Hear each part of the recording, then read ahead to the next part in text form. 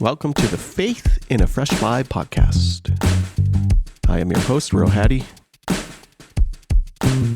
coming at you from Treaty 7 territory in Calgary, Alberta, Canada. This is episode 69. Faith in the Fresh Vibe podcast is a podcast on decolonizing and deconstructing the Christian faith. I hope you've enjoyed all the different episodes here.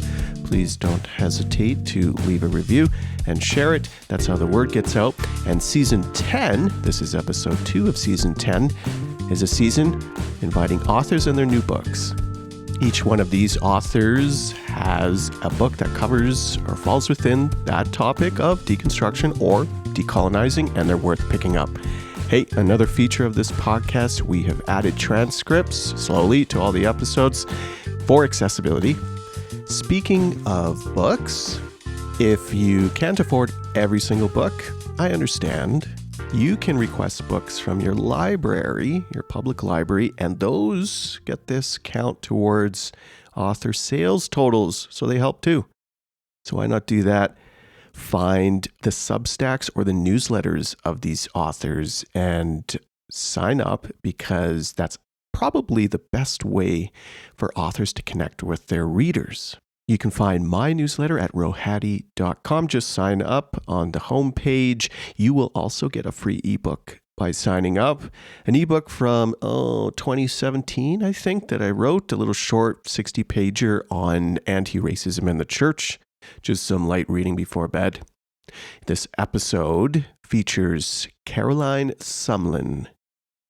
I don't want to ruin any of the details, because our conversation not only speaks about her book, but crisscrosses some topics, including adoption, identity, belonging, and of course, white supremacy, that I don't think we've discussed in this manner on this podcast before.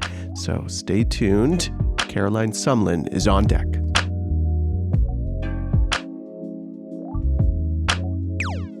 Caroline Sumlin will all be free. Tagline: how a culture of white supremacy devalues us and how we can reclaim our true worth. Whew. Thank God there's a book to unpack the whole title. It's all there. It's true. All there. Because that title could either, you'd be like, oh, that's a lot. But yeah, I don't get it. White supremacy? I mean, obviously, there are a lot of folks who are going to check out because white supremacy is in the title. Yes. And then you'll catch all the folks who, and there's a lot of folks who are seeking this type of material. But you know what struck me as I was going through your book was the emergence. This is generally speaking. I feel like there's an emergence of public theologians now. Mm-hmm. And they are bringing forth, and they're around generationally the same, age-wise at least, and they're leading the forefront. You're one of them with this book, public theologians who are coming through with a word on freedom, liberation, wrapping that within a holistic sphere of faith and life and all the things in between. That's what I thought. Wow. Well, I appreciate that. I've never really considered myself a theologian. The public square, you know what I mean? In the slightest. But I see where you're going with that. And I appreciate that that's what's coming across for you as you have read the book. I feel like theology is changing in the sense, and so I use the public part because I feel like you think ivory tower, old white man, or theologians, PhDs, and so forth like that. These are just truth tellers. Well, maybe they're just prophets, but truth tellers of God's reality unto a more liberative world, into language that people can grasp. How is that not bringing something closer to home, bringing truth of theology closer to home? Yeah. I don't know why I brought up theology. It's not a theology podcast. The Lord put it on your spirit. Okay, sure. Yeah, let's roll with that. Something like that. Every guest that comes on, I ask them to name the lands that they are currently situated on. So, Caroline, where are you currently situated? I am currently situated on the lands of the Algonquin, and I apologize if I am not saying these names correctly, but the Algonquin, the Siouan, I believe, um, and the Iroquois tribes. Um, and if do you want the generalized area is, and that's just actually a few of many tribes in the Washington, D.C. metropolitan area, but that is where I am located. Washington, D.C. area. Mhm. I've been to D.C. once, which is wild. As like a Canadian, I've been to the mall and to all that kind of stuff. And it's, yeah, look, a connection. Another connection is our books, Yeah. because I feel that we talk about very similar things, but they're different stories, but they're naming the same evils, but in different ways. Mhm. And so I'm so excited to tease out some of the features of your book. But first off, you launched the book in what as we spoke off air, I said, "Oh my gosh, that's the hook. That's the hook," and you had me from the opening chapter. But you name your reality as a person who are your people of being displaced in some ways through relationship and your displacement of family. Another question I ask guess is to talk about who are their people. And so your story, as with all folks, is unique to you. So, Caroline, if I say or ask, who are your people? How do you draw out that narrative? Yeah, so as an adoptee, that's a hard question to answer because um, thankful for technology these days. I did do an ancestry DNA test. And Yeah. so I was able to find out that um, the majority of my ancestry does come from Nigeria and Benin and Togo. Mm. Mm. And then another little the other largest sliver was actually Portugal, which if you know the narrative of enslavement, you're like, Yeah. Yeah. Yeah. Somewhere. Yeah. there it is. Yeah. There it is right Every there. time. Oh, jeez. Somebody had some relations somewhere with their enslaved people. Um, but that that's it's nice to see that. But do I have the ability to answer that question in, well, my great whatever grandparents were enslaved in XYZ state and my family came from whatever? Not necessarily, because even though, I'll say two things. One is my parents have never been able to find out directly where their ancestors were enslaved from. The most that they've ever known was just, oh, my parents moved from the Carolinas and they migrated to Ohio, and that's about as far back as my mom can go. For my Mm. father, his Mm. family originated in New Orleans and stayed there. Actually, they never migrated anywhere. So I'm sure you could probably trace enslavement in Louisiana for him. Yeah. But as an adoptee, it's hard for me to feel like I can rightfully claim being a part of their lineage because I'm not biologically their child. So even though I'm grateful to be a Black adoptee adopted by a Black family.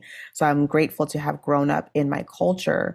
I still feel almost like an imposter being like, well, my people are the people from, the New Orleans or the people from, wherever my mother's family originated from and be able to claim that same lineage. So I have my own personal story of displacement amongst a history of people, Mm-hmm. and their entire history is of displacement. Yeah. So it's a very complex internal feeling that I wrestle with, and I don't have any answers for it. It's just there, but it's a hard question to answer. But I will say relieved in a way to see the direct African connections of Nigeria and Benin and Togo, because those are three very prominent countries that enslaved people were taken from. So I know it's there. I know that I do have enslaved ancestry. And so I know that I kind of confirmed my Blackness in a way. It confirmed my identity as an African American woman. So at least I have that, but that's like as far as I'll ever be able to take it, you know? When it comes to that tension and all of its different intersections, what went through my mind is the sense of claim. And is there a moment, and related to this are stories of indigenous identity that a lot of folks claim, but if the community or the tribe or the nation or the people do not claim you, then that relationship doesn't work. Right. And so, like, I was musing around your tension of, does your father, your mother, do the families claim you? And would that be the spark or enough to, I don't know if enough is the right word, to then inherit those lines and those stories, you know? Or do you feel it's like, no, that will always sit in tension? You know, I feel like if I was to ask my parents, and my father is deceased now, but he was that like researcher of the genealogy. He was a project man, so he had like several different projects, and one of them was trying to find out and trace the genealogy. He wanted to make it his mission to find out where his family was enslaved, and he wasn't able to find that out before he passed away. But whenever he would share with me the information, he would share it with me in very much a you context, like your. I found out that your or our, like he would use very inclusive language for me. Mm-hmm. And my mom goes back and forth, and I don't think she does that on purpose. I think that's just like her nature. She goes back and forth by saying my aunts, my grandparents, my this, my that. And then I'll kind of remind her like, well, where do I fit in with that? And she's like, oh yeah, she wasn't thinking, like she wasn't doing it on purpose. She's like, well, you're people too, you know? And so I feel like in their eyes, they probably wouldn't understand why I feel tension, because they would be like, well, you're just one of us. Like, you're just like, we don't see you any different, but I feel different.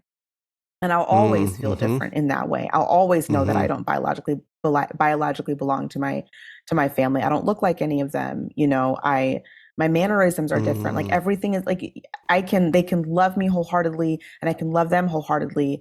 And they raised me as their own, and nothing will ever change that. But at the same time, there's nothing that's going to close that gap that's there for me. So I think it's a both and in that tension. It's both. I think I get to celebrate and kind of claim their ancestry and their history, because there is a part of me that is a part of that lineage by way of adoption. And I know within the Black family, in the Black community, adoption doesn't always have to be a legal adoption. Adoption is just very much a part of our culture. We just do it. We adopt each other and take care of each other because that's how we are communally. I know that there's definitely part of that there, but I think there's always going to be a part of me that's like, that's not my bloodline. So I don't feel like I don't feel like I'm correct in like fully just claiming like that's directly where I came from. Because if I directly came from them, I'd look different. I wouldn't be me, you know? But at the same time, if I found directly where I came from within my biological family speaking, I wouldn't feel like I belong there either, because I don't know them and I don't have a connection there either. So I just feel like I'm kind of floating in the middle. Do you feel like you're fractured in between these two stories, or even three stories? Or the way to look at it is it's your superpower in a way. You belong to two or three, or four, and it offers this expansive quality of belonging. Yeah, I see where you're going with that. And I think it's all of it. It's all of it. Do you think when it comes to belonging, then your approach to belonging, how you and your body belongs in spaces, is not only deeply influenced by your formation and fracturing but it's also your story and what you've experienced. Like you come out on the other end with a knowledge that most people do not have of what it means to belong in different ways, both to yourself and in like communally. Yeah. Like I feel you're an authority on this now. Yeah. I mean, I think with all of us, we all have a story, and that's in my book. That's why I start off with, you have your own story or stories that has shaped the way that you see the world, and then we add on society and other factors that kind of prime that and mold it, right? But chances are you have something that has happened to you or around you that shapes, and that has fractured you in some way, that then shapes how you perceive things, the lens in which you approach things. And so for me, yes, I would say that mine is the belonging, is the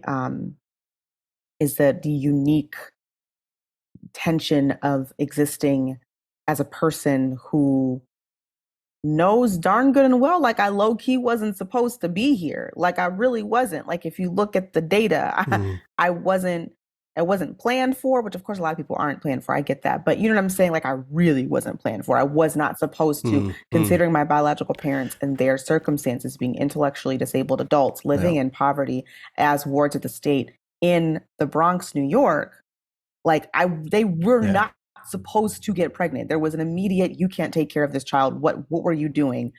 Like situation, all the way to the point where my biological mother didn't even know she was pregnant. Apparently, it's just rumored, but that she didn't know she was pregnant until like maybe her 8th or 9th month. Like that's a really not supposed to be your kind of situation. So I think when it comes to that feeling, the worthiness piece, which is exactly what my book is about, the understanding to a deep level of what it feels like to feel so unworthy and to feel so displaced and to feel such a sense of not belonging. I think yes, with my circumstances, I do have I've had to go through it so deeply that now I'm able to understand it in a more complex way. But I think everyone has a superpower that relates to their circumstances. Yeah, you're right there. I think everybody's story, they count, but some go deeper than others. For sure. And when we speak of depth, I'm interested in stories. I'm interested in not merely stories, but the people. I'm interested in the people who walk with a limp or have been to the depths of what it means to be fractured, displaced, and so forth, and have returned or have not returned, are returning into a more whole place, a more free place, a more liberated place. Right. You go through pieces and aspects of naming some of the foundational bedrock malformed ideas in our culture surrounding white supremacy on that. But you also tease out, and I just can't wait, like all the different books that this book is going to produce for you, fingers crossed, of the work, like in the first third of your book, you're naming like, some of them are really recent of like, I was in this place here processing my identity and belonging and how I fit in the world. And I had to go through the work to actually come into a healthier or deeper, more holistic, embodied place. Yeah, that's another book or many books. Takes note. Takes note. Can't wait. Like, I'm serious. I'm riffing off of this idea of superpowers, which is pulled off of Chandra Crane. I'm thinking of it through a lens of ethnicity. Okay. That like multi-ethnic folks have superpowers that white supremacy will fraction you off and say you're a percentage of this, this, and this. Right. Whereas I should not fraction myself, but I should look at myself as wholly Japanese, like I'm fully Japanese, Chinese, yes, West Indian. Yes. I'm all those things. Right. I'm not partially those things, right? And when I think of like who we choose to be our family, we're not fractured. Oh, we are in many respects. But there's a tool of white supremacy that dictates our belonging. And some of us just have because of maybe our traumas, but we have these experiences of how to belong out of tough spaces and places and moments and environments in our lives that make us experts. Mm-hmm. Yeah, absolutely. I'm right. I'm definitely following what you're saying, and I'm right there with you. Um, I think something that I used to pray a lot was for God to reveal why I had to go through the things that I went through, because I Yeah. never would have imagined that I would be in this place now to be in a much more healed and whole place. And of course, I say in my book, it's always a work in progress. It's never like perfect. Like I'm fully healed and fully whole. You'll never be fully Yeah. on this Yeah. side of heaven, but a much more healed and whole place. I never imagined that I would be in this place. I really, for the majority of my life, thought I would always be in this dark, just depressed, woe is me, the things that happened to me, Yeah. I Yeah. suck, my life sucks kind of Yeah. place. But I would pray and I would say, there's gotta be a reason why you put me through these fires. Yeah. And for me and to be even in these fires. And I would ask for him Yeah. to reveal what that is. And even specifically about my adoption, like I would be like, you really look at the story of my adoption and it's so specific and unique. Whenever I tell it, people are like, whoa, like, because it's not, I mean, there's no typical adoption story. A lot of adoption stories are traumatic and have their own special pieces to them. But I don't think I've ever met anybody else that has any other adoptee that said that their biological parents were also intellectually disabled. I know it happens, but it's just not the typical storyline. Usually Yeah. it's something else. And so whenever I explain it to people, I get that very similar, like, whoa, like that's deep. That's, man, there's a book in there. Like I would get those reactions.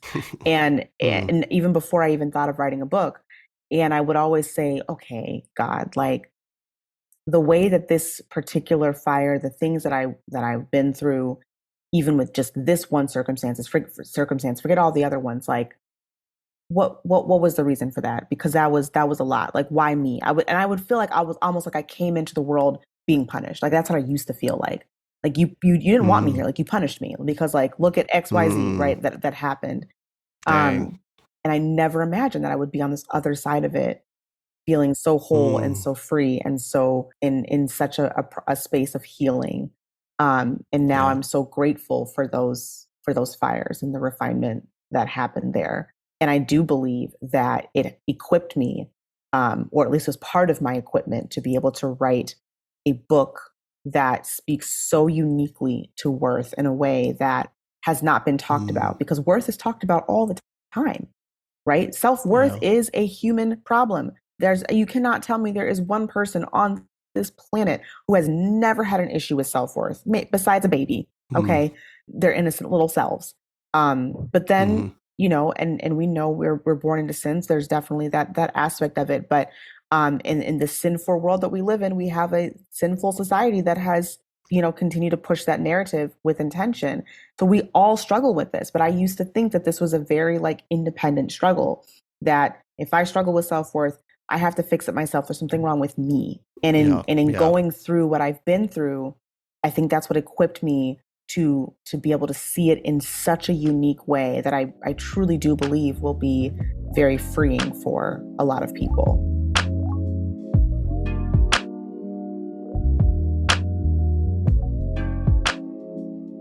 Thanks for sharing. I feel in my own story as you were sharing that I get those moments of you look back of all the hard things, right? Or the traumas. I don't know if I'm grateful. There's definitely because you don't want to, like, it's because it's not right that we had to go through them. Absolutely. It's not right. We should not have had to go through. Nobody should. Grateful might be the wrong word. Traumas. It might have been the wrong word. But I know what I know what you're saying. Mm-hmm. I was following all the way for sure. I'm just like, it's that tension of a lot of people don't choose to do the hard work, and then they get stuck in whichever intersection of vicious cycle you can choose. But it's not right. And we live in a world where there are intersections that are producing not right, that are challenging our inherent self-worth, that are out to marginalize intentionally certain bodies. Yeah. Let's pivot and roll into some of those bedrock pieces in our society. You weave throughout the whole book, really naming white supremacy as the bedrock element that is producing all malformed problems, all of them, but you also drill down into the aspects of self-worth and beyond. I would like to name a couple of them and just have you expand on a couple of them. In my book, I spent about 2 chapters, like the same thing. There's a bedrock problem. It's white supremacy. Let's name it. You have to name it. And then you need to find and name the things that are in your own life, drag them into the light and deal with them. So I sort of did the historical overview of what is produced white, or how it came to be. I really valued how you made aspects of white supremacy very contemporary. Could you expand on the pieces? And you had an arc. You produced an arc of them, which is really helpful. The one around economics, and I think you're weaving a story, pulling in redlining, Reagan economics. It's ironic that I didn't talk about economics, being an economist by designation only. And when you went through all that, I was just like, this is fantastic. And I get it. Economics, and also you weave probably 1-2 chapters around beauty, or aspects of white supremacy connected to beauty, or what is beautiful. Yeah. Share with us those 2 pieces. Well, I think the biggest thing that I wanted to communicate in this book and help everyone understand is the current relevancy of white supremacy, specifically white supremacy culture. We have 2, white supremacy and white supremacy culture are obviously related because white supremacy culture comes from white supremacy. But the first distinction it's important to understand is that white supremacy itself is the systemic systems and structures, laws, regulations, rules, industries that have been created with whites, specifically to create, maintain, uphold white supremacy. And so examples of that are obviously the foundation of our nation being colonization, chattel slavery, the creation of racial hierarchy, that sort of thing. And then what that racial hierarchy, what those structures and regulations came from the racial hierarchy, be it housing, education, et cetera, right? So that's the systemic white supremacy that most people online or most people in books, that's what they talk about. And they talk about the disenfranchisement of marginalized bodies due to systemic white supremacy, and then it stops there. But we also have white supremacy culture. The culture of our society that was birthed, so to speak, from systemic white supremacy, because your culture of your society is going to come from your systems. It's going to come from from whoever decides to create society the way that it is. That's anyone's society. That's anyone's culture. It comes from that, and that's exactly the DNA. We don't talk about the cultural piece of white supremacy enough, and how, being that it's our culture because we are a society of white supremacy. So we can't say this is not our culture, because if our society was built on white supremacy, thus it created a white supremacy culture. If our society had been built on some other system, then it would be the culture of that system. But it wasn't. It was built on water. white supremacy. Exactly. It's not in the water. It is the water. It is the water. We are swimming in it. Yeah. I wanted people to understand the relevancy, just how much it's touching us, impacting us, how much it's conditioning us in all these different ways. And a lot of times we separate out something like economics. We separate out beauty culture, diet culture, hustle culture. These are all segments of our culture that people have been before I came along and wrote this book. These are segments of culture that have been critiqued and have been talked about. There's complete, there's books and content and coaches and the whole nine, people out there trying to help people understand the toxicities behind these segments of our culture. But no one is talking about why they exist in the first place and where they came from. These are not little independent. Why, specifically when it comes to economics, why were economic decisions made the way they were made? Do you realize that the economic decisions, tracing all the way back to the foundation of and the creation of the United States of America, economic decisions were made to uphold white supremacy, to ensure the disenfranchisement of Black bodies, to ensure the marginalization, to ensure the exploitation of the labor, to ensure that white people were able to always be at the top. Of course, there's poor white folks. We know that. We're not saying that. What we are saying is that the wealth and the power was only going to be able to be touched by white, as far as economics is concerned and policy is concerned. That goes hand in hand, right? Yeah. As a result, what culture has that created? And it's created many different things within culture. It's created a hustle culture. It's created the culture that we have for the disdain we have for the poor, and the way we connect. Immediately believe that Black and brown is equivalent to being poor or less than. There's so many things with that. So it's looking at the fact that when we're taught economics in school, when we're taught these things, we're not taught the truth behind why those decisions were made. Or we're taught, for example, that after the Great Depression, when FDR created the New Deal, we aren't taught that the New Deal was only the New Deal for some Americans and not all Americans. So that therefore, purposefully, Black and brown and other communities of color that were here at that time were purposely left out of that equation, so that they could make sure that hierarchy maintained. We're not taught those exactly. We're not taught those details.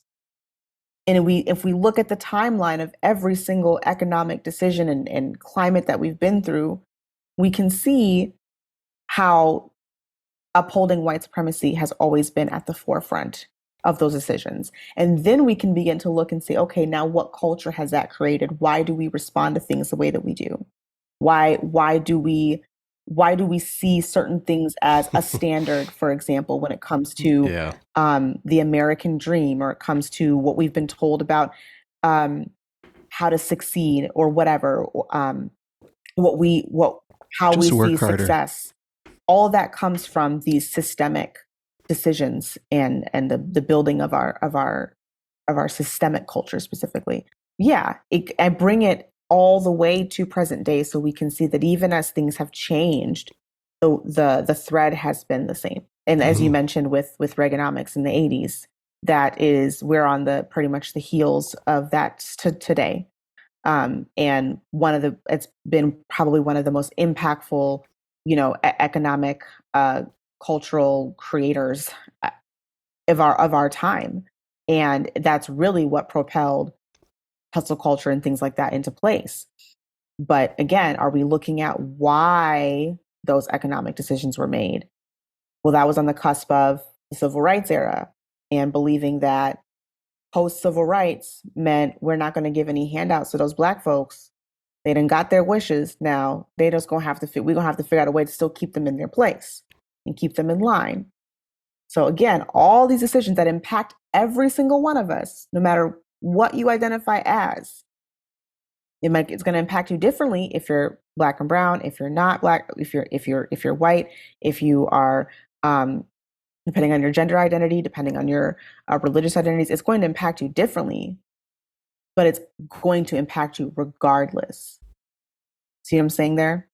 That was my goal, to help people be able to see just how interconnected and deeply woven everything is. And it's, I could go on, but it's the same thing with, beauty and diet culture and education system, everything. There's a you'll be able to see that common thread through all of it, and you'll have a lot of aha moments when you're reading the book.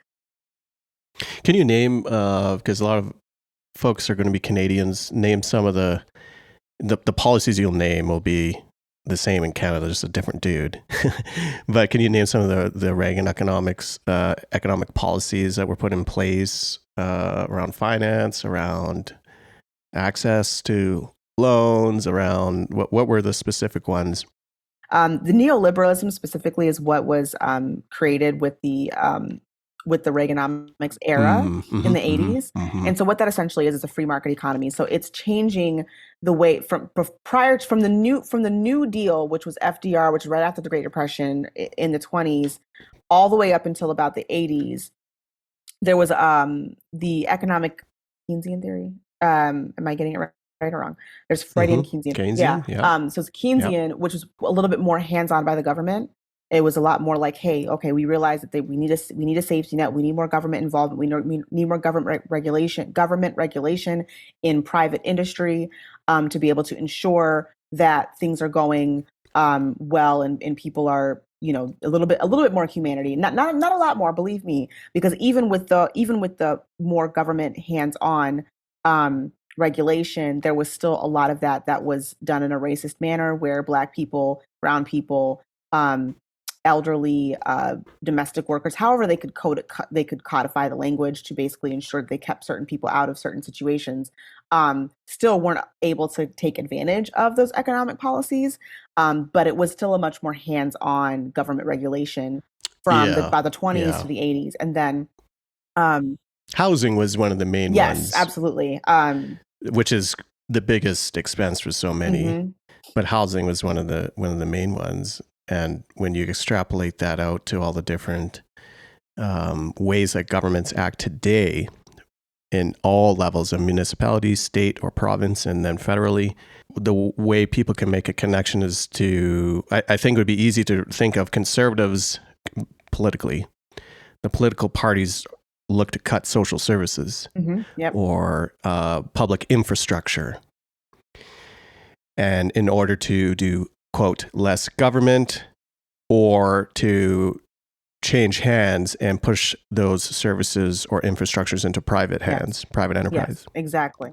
And who suffers the most will be poor folks. Yes. We all suffer from it. The poor people suffer the most, 100%.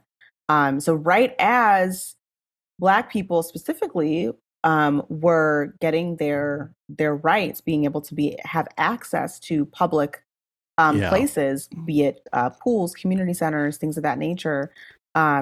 That is when it was all of a sudden, we need to privatize this, because we have to find a way to make sure they can't come here. It just costs too much though, and we need less government. So stop the spending, but we can spend on the military until the cows come home. There it is, right there, right? So, and that's exactly what they do, right? The language is going to convince you that it's not about race. It's just we realize that it costs too much, or whatever that may be. Well, it's so far down the line that I don't know how many people. This is how it is. It's been diluted so much, but the concept is still there that no one knows its source, so they wouldn't know it as a racist policy. It would just be, it's better. It's so ingrained. It's just better for the government not to spend. And that's a conservative policy position, right? Even though you spend however much, but on a bunch of other things like tax cuts or corporate socialism and so forth. So it's I think today most people would not connect the dots, which you have helped to remind us and connect the pieces to say, oh, by the way, all of this emanates from intentional decision making, and somewhere, somebody, maybe the conspiracy theorists got it right, that someone is pulling the strings.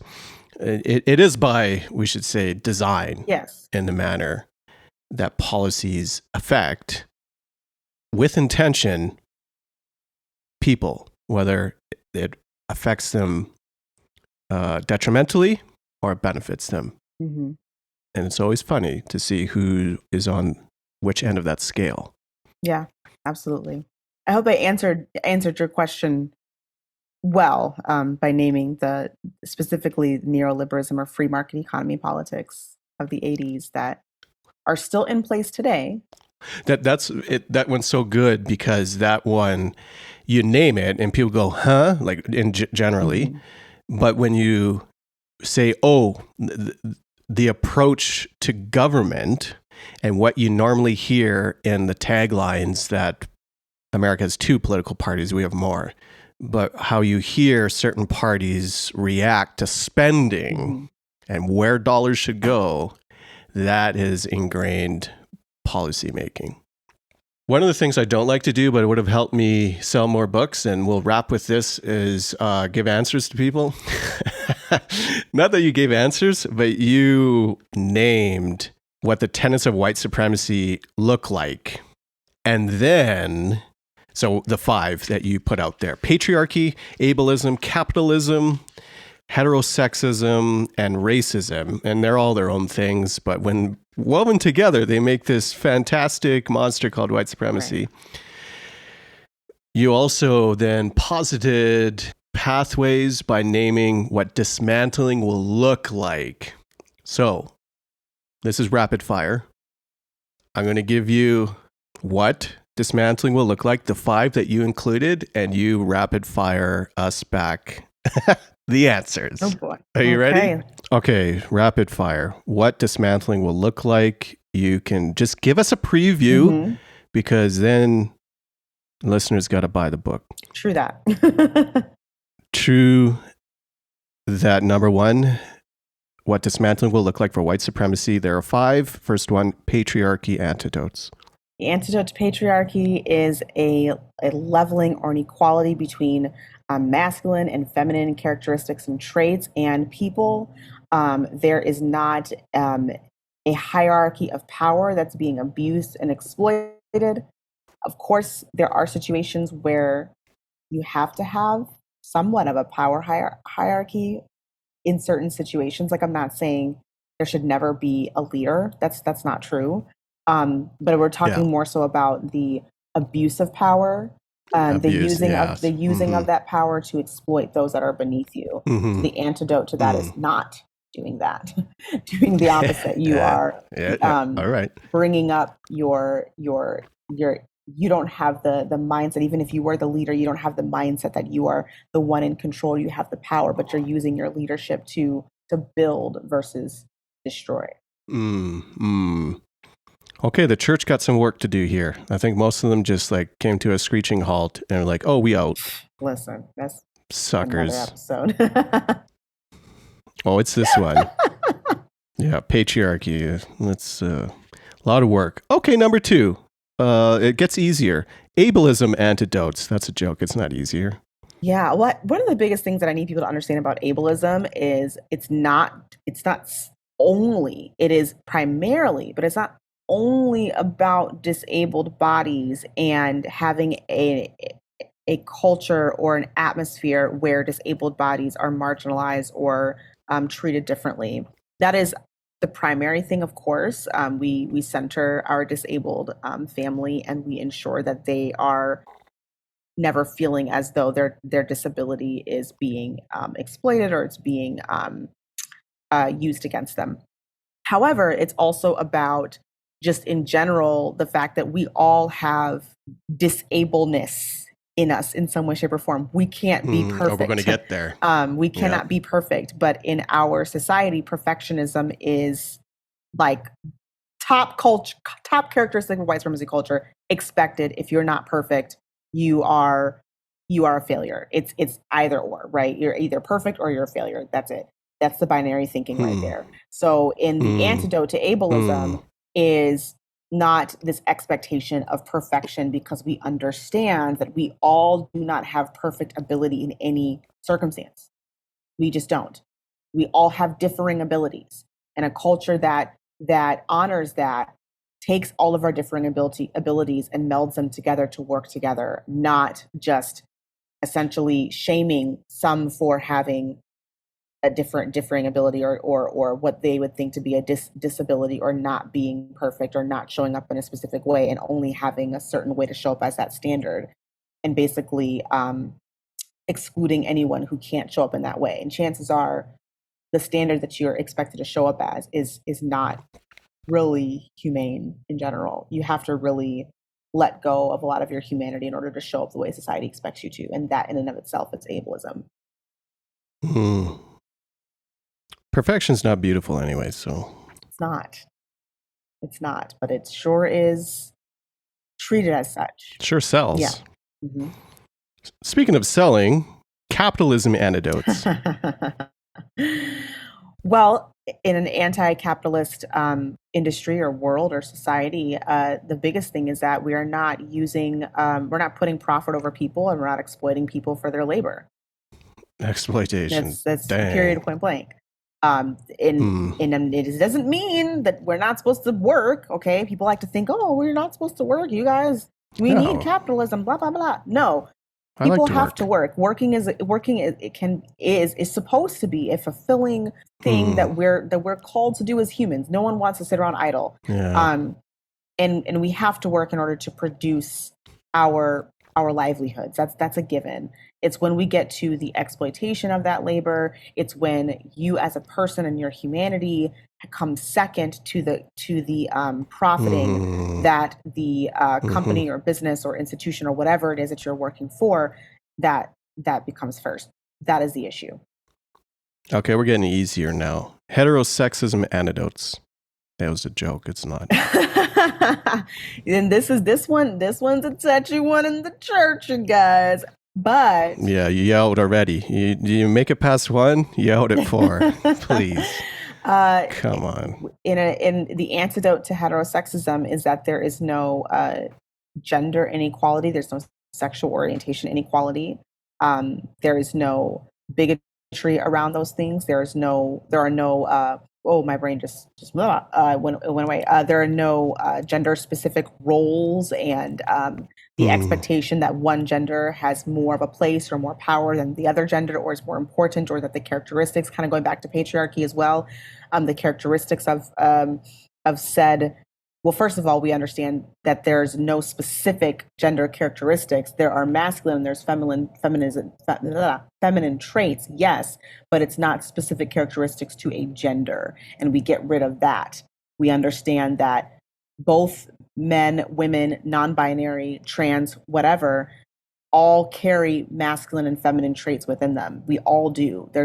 So it's getting rid of this idea that in order to be a certain gender, you have to have these certain traits and characteristics, and that's what makes you who you are. Culturally defined traits and characteristics. Yes, thank you for that clarification.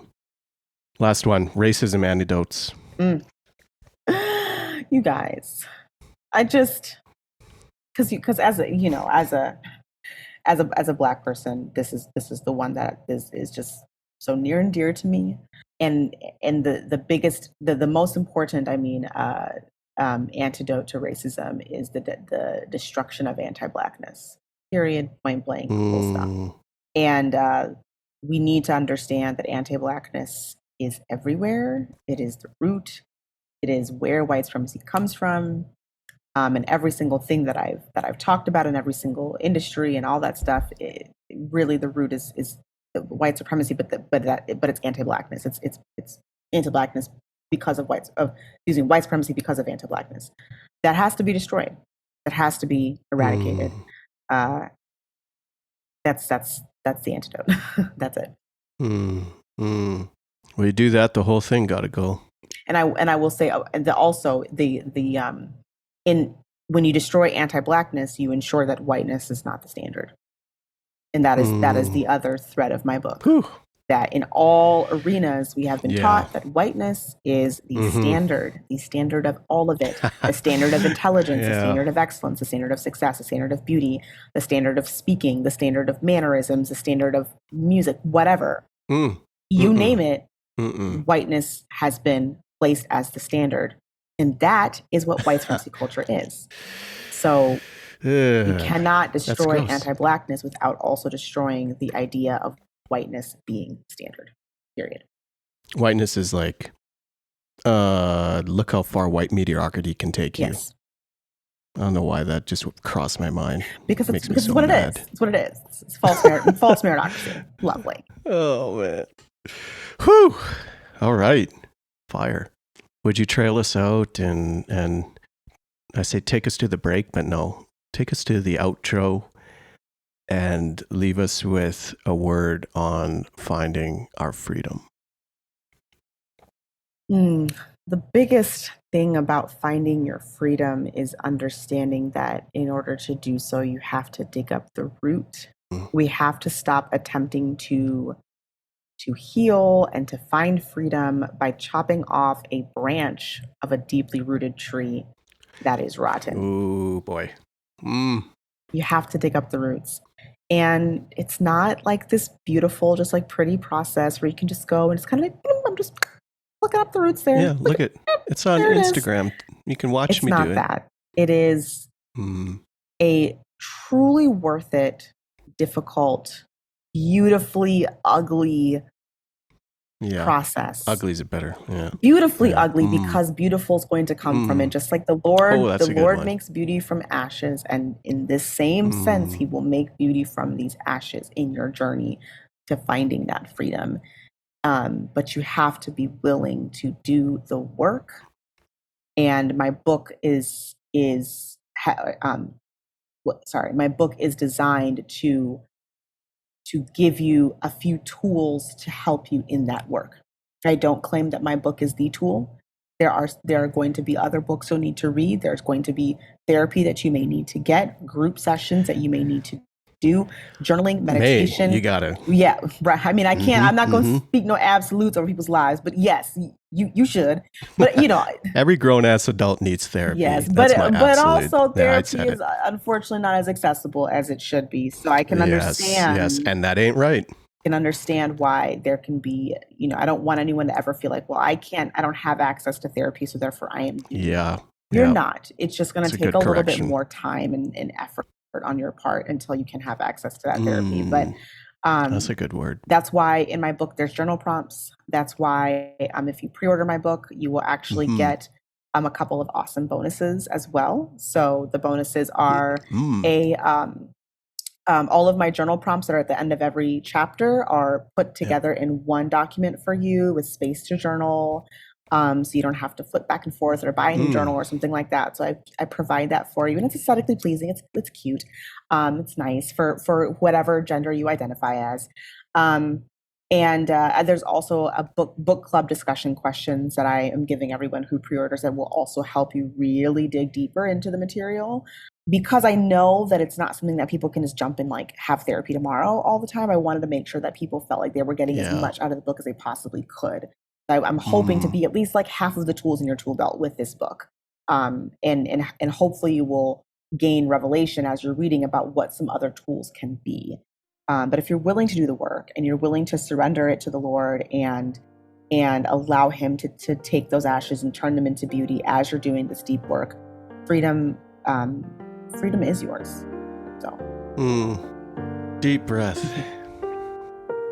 Exhale. That's it.